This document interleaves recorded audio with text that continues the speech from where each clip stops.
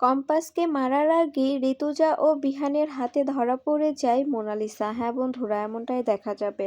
বিস্তারিত জানতে ভিডিওটি না টেনে সম্পূর্ণ দেখতে থাকুন। গল্পের শুরুতেই দেখা যাবে মোনালিসা ছাদে গিয়ে সুসাইড করার নাটক করতে থাকে। তখন কম্পাস এসে মোনালিসাকে বলতে থাকে, দেখি তোমার কত বড় সাহস, তুমি ওখান থেকে লাফ দাও। তুমি মরে গেলে অবশ্য কারো কিছু যায় আসবে না, কারণ তুমি তো কোনো কোনো ভালো কাজ করো না।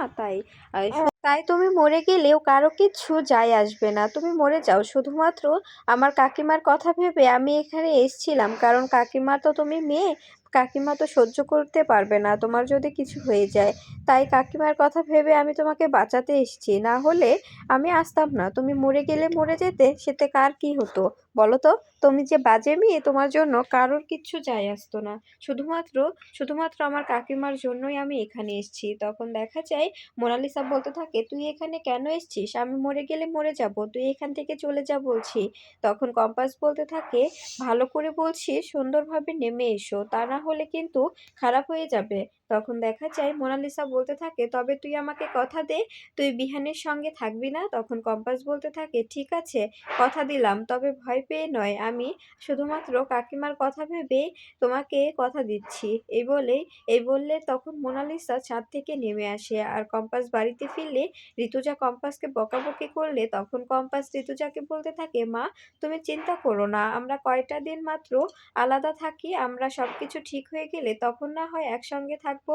আর ওই মেয়েটা যেভাবে উন্মাদ হয়েছিল, ও যদি সুইসাইড নোট লিখে যেত, সেখানে আমার আর বিহান স্যারের নাম লিখলে আমরাই তো ফেঁসে যেতাম। শুধুমাত্র এই কারণে আর কাকিমার মুখের দিকে তাকিয়ে আমি ওকে কথা দিতে বাধ্য হয়েছি। প্লিজ মা, তুমি আমাকে বকাবকি করো না। এরপরে দেখা যায় ঋতুজা বলতে থাকে, ঠিক আছে, তবে তোরা ঘরে যা, ঘরে গিয়ে রেস্ট নে। এরপরে কম্পাস বলতে থাকে, ঠিক আছে মা, তুমি চলো আমার সঙ্গে।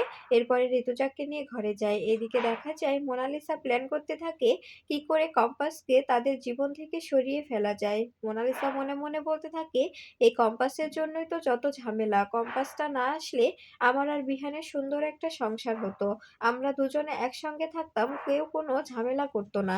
এই মেয়েটাকে আমাদের পথ থেকে সরিয়ে ফেলতে হবে। এই বলে একটা ছুরি হাতে নিয়ে চৌধুরী বাড়ির জন্য চৌধুরী বাড়ির উদ্দেশ্যে রওনা দিয়ে দেয়। এরপরে কম্পাস ঘরে ঘুমিয়ে থাকলে তখন কম্পাসের সামনে এসে যখনই কম্পাসকে ছুরির আঘাত দিতে যাবে, ঠিক তখনই ঋতুজা এসে মোনালিসাকে ধরে ফেলে। সঙ্গে বিহানও থাকে। বিহান বলতে থাকে, ছি মোনালিসা, তুমি এতটা নীচ, তুমি তুমি এতটা নীচ, তুমি একজন মানুষকে মারতেও দ্বিধাবোধ করো না? আজকে যদি কম্পাসের কিছু হয়ে যেত, তবে আমি তোমাকে দেখে নিতাম, তোমাকে আমি কিছুতেই ক্ষমা করতাম না। তখন দেখা যায় মোনালিসা পাগলের মতো করতে থাকে আর বলতে থাকে, প্লিজ বিহান, তুমি বোঝার চেষ্টা করো, তুমি শুধু আমার, আমি তোমাকে অন্য কারোর সঙ্গে মেনে নিতে পারবো না। তুমি শুধু আমার হয়ে যাও, কম্পাসকে দেখবে আমি কখনোই কিছু বলবো না, তুমি প্লিজ ওকে ছেড়ে দাও। কম্পাসের সঙ্গে তো তোমার কোনো বনিবনা হবে না, কম্পাসের সঙ্গে তো তোমার কোনো মিল হবে না, তাই তুমি প্লিজ কম্পাসকে ছেড়ে আমার কাছে চলে এসো। তখন বিহান বলতে থাকে, না, আমি আমি কম্পাসকে ছাড়তে পারবো না, আর আমি তোমাকে ভালোবাসি না মোনালিসা। তুমি যেরকম যেরকম কাজ করেছো, সেগুলোর জন্য তোমার প্রতি আমার যেটুকু মন ছিল সেটুকু উঠে গেছে। তোমার প্রতি আমার শুধু এখন ঘৃণা ছাড়া আর কিছুই নেই।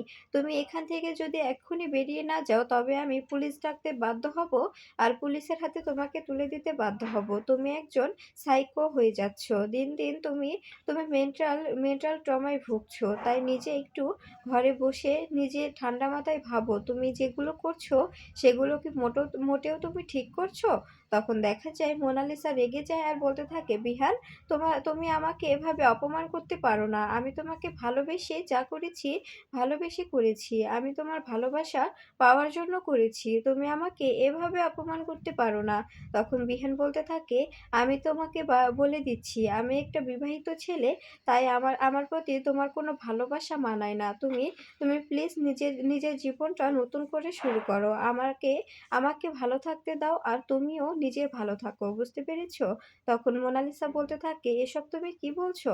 আমি তোমাকে ছাড়া ভালো থাকার কথা ভাবতেও পারি না, আমি তোমাকে ছাড়া কিছুতেই ভালো থাকতে পারবো না, আমি শুধু তোমাকেই চাই। তুমি যদি না হও আমার, আমি নিজেকেও শেষ করে ফেলবো, আর আর পারলে কম্পাসকেও শেষ করে ফেলবো। তুমি আমার না হলে আর কারোর হতে পারবে না।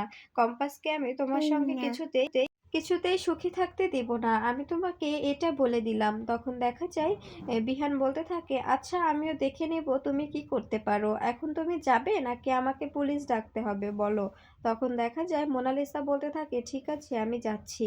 আর তোমাকে পুলিশ ডাকতে হবে না।" এরপরে দেখা যায় মাহি বলতে থাকে, "এই ছোটদা ভাই তুই মোনাদের সঙ্গে এভাবে ব্যবহার করছিস কেন?" তখন দেখা যায় বিহান রেগে গিয়ে বলতে থাকে, "মাহি তুই দেখছি মোনার অনেক অনেক মানে সিকিউরিটি গার্ডের কাজ করছিস। মোনার হয়ে এত কিসের তোর তোদালতি বলতো? মোনা তোর কে? আমি তোর ছোটদা ভাই আর মোনা একটা বাইরের মেয়ে। তার জন্য তুই এতটা ভেঙে পড়িস কেন? আর সব কথা বুঝতে পারছি বাড়ির সকল খবর তুই মোনাকে পাঠাস তাই না? এই জন্যই মোনা সবকিছু জানতে পারে। তা না হলে তো ওখান থেকে এখানকার খবর ওর জানার কোনো কথা নয়।